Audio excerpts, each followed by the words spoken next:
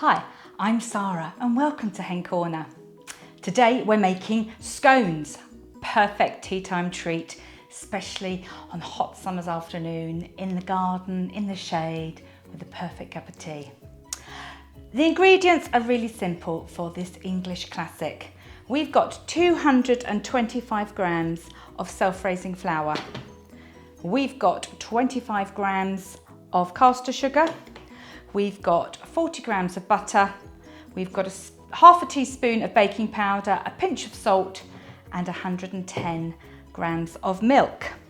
We're going to start by combining the dry ingredients, the flour, the baking powder, a pinch of salt, in a big bowl, and we'll add the sugar in a moment. We're going to cut up the butter into cubes, and we're going to add these in to our flour mix, and we're going to rub them together as though we were making an apple crumble or pastry, but you're rubbing in the butter. So it has to be cold butter, because as soon as it touches your hands it will start to melt a bit.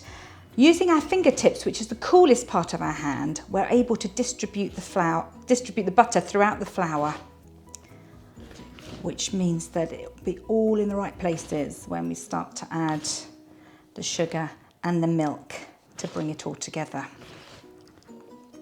Now for this recipe, we're going to bake them in the oven. So you need your oven preheating at 200 degrees C, and they're only going to take about 12 minutes to bake. I remember my mum making scones when I was a child, and I was amazed at how quick the whole process happened. It was generally on a Sunday afternoon, and in those days the shops weren't open on a Sunday, so having a homemade treat was the only way of having a treat, but it was wonderful when it was freshly baked in the kitchen. And I would challenge you to have a go. Most of the ingredients you've probably got at home anyway, and it's quicker than popping down the shops. So I've got flour, my self-raising flour, my baking powder and my salt in here. I've rubbed the butter in, and you can see we've got a nice even consistency. Sprinkle in the sugar, just 25 grams of sugar. Stir that in with our hand. Then the milk, 110 grams. I'm going to leave just a little bit in the bottom because I want to brush the tops of the scones. Using a knife to start with, because the flour is going to start absorbing that milk. And what was a dry powder is starting to become a lovely rich dough. Now this is not like a bread dough where you need to knead it or work it or develop gluten, none of that. We're not adding yeast, we're just bringing it together, and then we're going to prepare it for baking. So give it a bit of a squeeze. We don't want to be heavy-handed with it because they can get a bit tough if we're heavy-handed with it.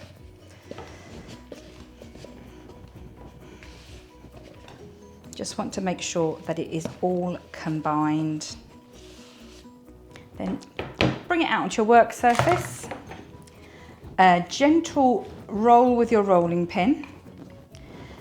Again, as I said, we don't want to work it too hard.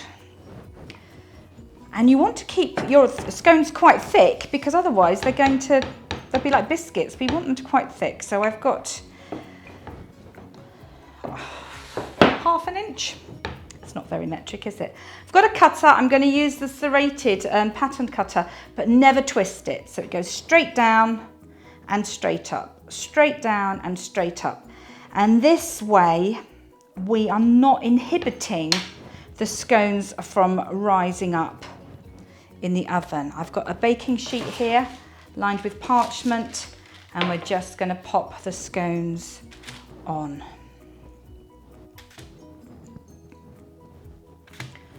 Oh, I'm sure we'll get a couple more out of this. Bring it together. Try not to play around with it too much. A bit of a roll. That's that one. Now, are we going to get 6 or are we going to get 7?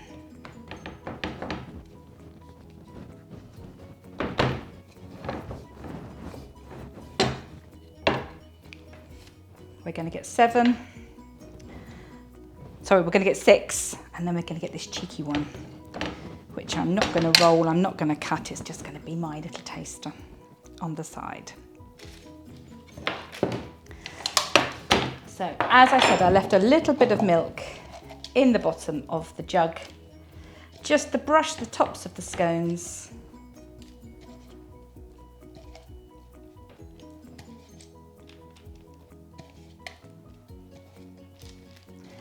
And the reason I want the scones brushed with milk is because I'm going to sprinkle a little bit of in fact, I think this is demerara sugar.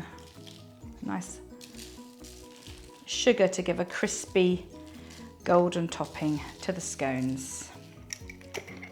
So these are my easy peasy scones. They are going into the oven at 200 degrees for 12 minutes, and then we'll bring them out and put them on a rack to cool. Here are our scones straight out of the oven. You can see they're nice and brown on top, and we're just going to pop them onto a cooling tray so that we can be sure that they're not going to get a soggy bottom sitting on the parchment whilst they're cooling. Oh, and there's that cheeky one for me. I'll hide that at the back. So these are our lovely homemade summer scones. Scones? These are our lovely homemade summer scones. And all we need to do while we're waiting them to cool is decide whether we're going to have it Cornish way with the jam on first and the cream on top, or the Devonshire way with the cream first and the jam on top. I like it Cornish. I hope you've enjoyed this. Do have a go and let us know how you get on. See you next time.